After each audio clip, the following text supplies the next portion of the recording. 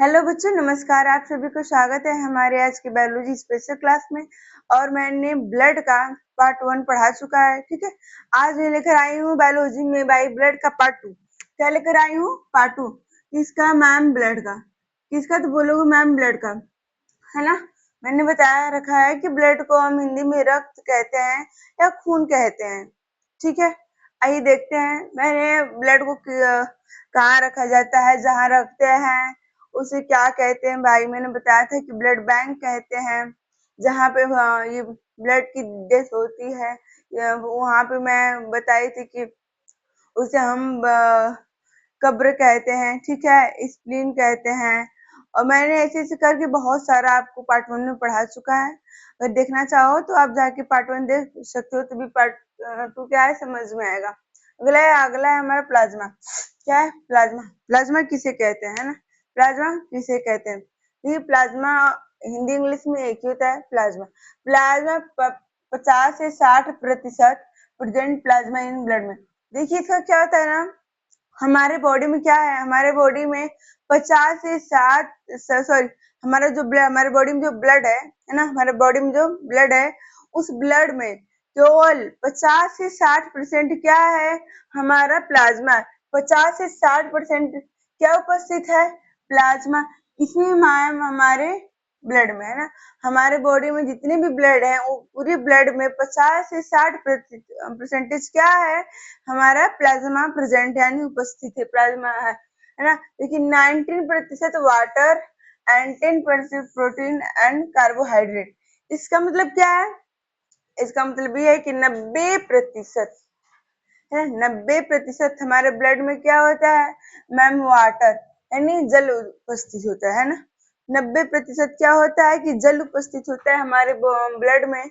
और 10% क्या होता है? प्रोटीन और कार्बोहाइड्रेट उपस्थित होता है। 90% क्या होता है मैम? 90% तो हमारा ये वाटर प्रेजेंट होता है ना। लेकिन 10% में क्या होता है? प्रोटीन और कार्बोहाइड्रेट जो है वो उपस्थित होता है। ठीक है, अगला है सीरम। क्या है? सीरम। सीरम को हिंदी में भी सीरम कहते हैं, इंग्लिश में भी क्या कहते हैं? सीरम कहते हैं। ठीक है, सीरम देखिए, जब रक्त प्लाज्मा में से फाइब्रोजेन, है ना, जब ब्लड प्लाज्मा में से फाइब्रिनोजेन नामक प्रोटीन को क्या करता है? निकाल लेता है, तो शेष बचा हुआ ब्लड ही क्या कहलाता है मैम? सीरम कहलाता है। मतलब देखिए, जब हमारे ब्लड में प्लाज्मा में से जब मान लीजिए हमारा ब्लड है ना, क्या हमारे बॉडी में जो ब्लड है, हमारे बॉडी के ब्लड में से प्लाज्मा में से हमारे बॉडी में जो ब्लड है, ठीक, मैंने बता रखा है कि ब्लड में 50 से 60% क्या है मैम? प्लाज्मा है। ठीक है, तो हमारे बॉडी के ब्लड में से प्लाज्मा में से तो एक तो ब्लड है, देखो, एक तो हमारा क्या है, एक तो हमारा ब्लड है, ठीक, ब्लड में से भी हमारा क्या है? प्लाज्मा है। क्या है?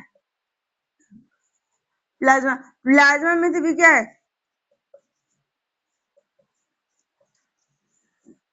मैम? ये फाइब्रोनोजेन है। यहाँ से फिर क्या है? क्या? प्रोटीन है। ठीक है, आया।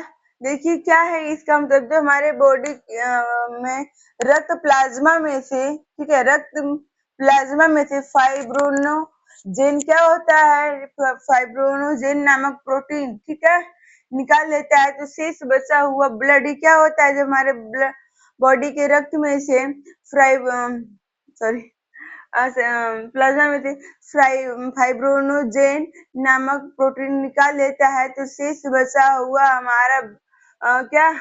शेष बचा हुआ हमारा ब्लड क्या कहलाता है? सीरम कहलाता है ना। क्या कहलाता है मैम? सीरम कहलाता है। ठीक है, अच्छा देखो, सीरम किस कलर का होता है? हाँ, सीरम किस कलर का होता है मैम? नहीं पता? देखो, सीरम हल्का, है ना, क्या होता है? सीरम हल्का पीला कलर का होता है। येलो कलर लिखी हूँ ना यहाँ पे, आप लोग देखो, सीरम हल्का येलो कलर का यानी पीला कलर का होता है। और देखो, जब किसी भी व्यक्ति की जांच, ब्लड जांच दी जाती है ना, कभी भी ब्लड जांच किसी की होती है, तो ब्लड में तो बहुत सारे हमारे क्या केमिकल्स वगैरह बहुत चीजें पाई जाती हैं, है ना। जैसे भी हम लोगों ने देखा कि प्लाज्मा भी होता है, सीरम भी होता है, आगे लसिका भी होता है, तो बहुत बहुत सारी ऐसी चीजें होती हैं। तो इसमें से पूरे ब्लड में सबकी थोड़ी जांच की जाती है, नहीं। ब्लड ब्लड में से सबसे पहले हमारा प्लाज्मा निकाला जाता है। क्या निकाला जाता है? प्लाज्मा। और प्लाज्मा के जरिए ही, ठीक है, नहीं सॉरी, सीरम, सीरम निकाला जाता है ब्लड में से। और सीरम से ही हमारे किसी भी बीमारी की जांच की जाती है। अर्थात हम ये कह सकते हैं कि बीमारियों की जांच हमारी सीरम से होती है। ठीक है। अगला है लसिका। ठीक है, लसिका को इंग्लिश में हम क्या कहते हैं मैम? लिम्फ कहते हैं। लसिका को इंग्लिश में हम क्या कहते हैं? लिम्फ, लिम्फ कहते हैं। ये हल्के पीले रंग का होता है। ठीक है, ये हल्के पीले रंग का होता है। इसमें एचबी नहीं होता। अच्छा मैम, एचबी क्या होता है? एचबी क्या होता है? तो बेटा देखो, एचबी मीन्स हीमोग्लोबिन, है ना। क्या होता है? एचबी मीन्स क्या होता है? हीमोग्लोबिन होता है। ठीक है, इसमें हीमोग्लोबिन अर्थात एचबी नहीं पाया जाता है। किसमें मैम? लसिका। हमारे लिम्फ में क्या है? हीमोग्लोबिन नहीं पाया जाता है।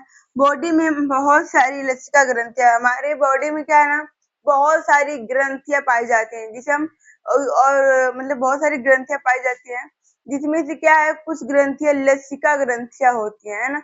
जिसमें से क्या होती है? कुछ ग्रंथियां मैम लसिका ग्रंथियां होती हैं, जिससे लसिका निकल कर आगे प्रवाहित होती है। जिससे क्या होता है? जिससे लसिका आगे निकल करके ना आगे क्या होता है, तो मैम प्रभावित होती है। यह बॉडी को संक्रमण से बचाती है। क्या कौन बचाती है मैम? लसिका, है ना। लसिका क्या करती है? ये हमारे बॉडी में जा करके संक्रमण से क्या करती है? बचाती है। ठीक है, अब देखिए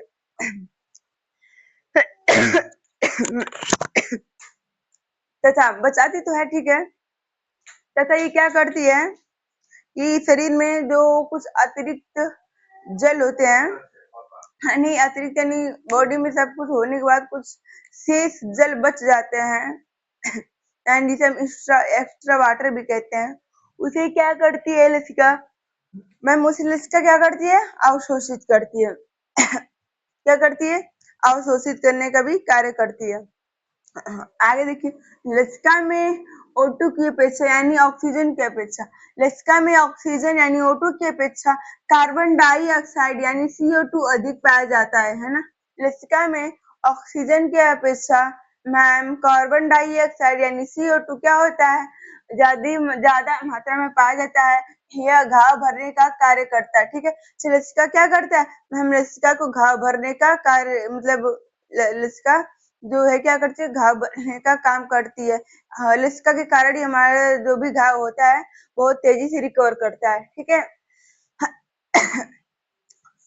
यह ब्लड में आरबीसी और प्लेटलेट्स के अंदर नहीं पाई जाती। ठीक है, लसिका क्या है? हमारे बॉडी में ब्लड की बॉडी में क्या होता है?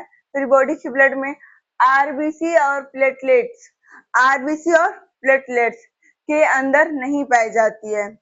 ठीक है, देखिए जैसे पोलियो बीमारी में कौन सा हमारे बॉडी का अंग प्रभावित होता है? मैम हमारा क्या है, पोलियो बीमारी में लसिका तंत्र प्रभावित होता है। ठीक उसी प्रकार जैसे क्या होता है, हमारा टाइफाइड या मलेरिया हो जाए तो उसमें सबसे अधिक कौन सा हमारे बॉडी का अंग प्रभावित होता है? मैम हमारा लीवर प्रभावित होता है। क्या होता है? लीवर प्रभावित होता है। ठीक उसी प्रकार से पोलियो जब डिसीज होता है ना किसी को, उसमें क्या हमारा लसिका तंत्र प्रभावित होता है। हमारे बॉडी का ये भी एक ऑर्गन है। अगला है हमारा ब्लड क्लॉटिंग। क्या है? Blood clotting.